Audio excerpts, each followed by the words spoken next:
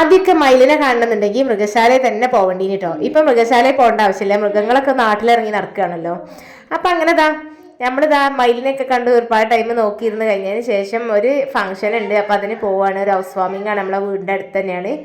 അപ്പോൾ ഞാനും മക്കളൊക്കെ ഇതാ മാറ്റി ഒരുങ്ങി പോയി അവിടുന്ന് ഫുഡൊക്കെ കഴിച്ച് ആദ്യം വീടിൻ്റെ ഉള്ളിലൊക്കെ ഒന്ന് ജസ്റ്റ് കണ്ടു, പിന്നെ ഫുഡൊക്കെ കഴിച്ചിട്ട് ഒന്നും കൂടെ കയറി. അതൊക്കെ കഴിഞ്ഞത് ആ വീട്ടിലെത്തിയപ്പോൾ നല്ല കാറ്റും മഴ ഇട്ടോ. ഓടി മഴ വന്നാൽ ഇടി വെട്ടിയാൽ പിന്നെ ഞങ്ങൾക്ക് പേടിയാണ്. അപ്പോൾ ഇതാ ഓടി വാതിലൊക്കെ അടച്ച് അകത്ത് കയറി കൂടിനിട്ടാ. പിന്നെ മഴയൊക്കെ കുറച്ചൊന്ന് ഒതുങ്ങിയെന്ന് തോന്നിയപ്പോൾ ഒന്നും കൂടെ ജസ്റ്റ് ഒന്ന് വന്ന് നോക്കിയത് ഇനി. അപ്പോൾ വീണ്ടും നല്ല മഴ ഉണ്ട്, ഇടിയുണ്ട്. ഇടി ഭയങ്കര പേടിയാണ് കേട്ടോ. ഇടി പേടിയുള്ളവരൊന്ന് കമൻറ്റ് ഇടേണ്ടി.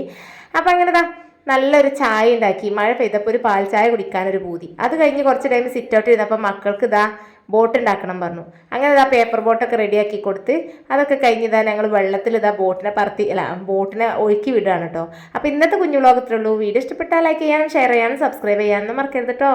ബൈ.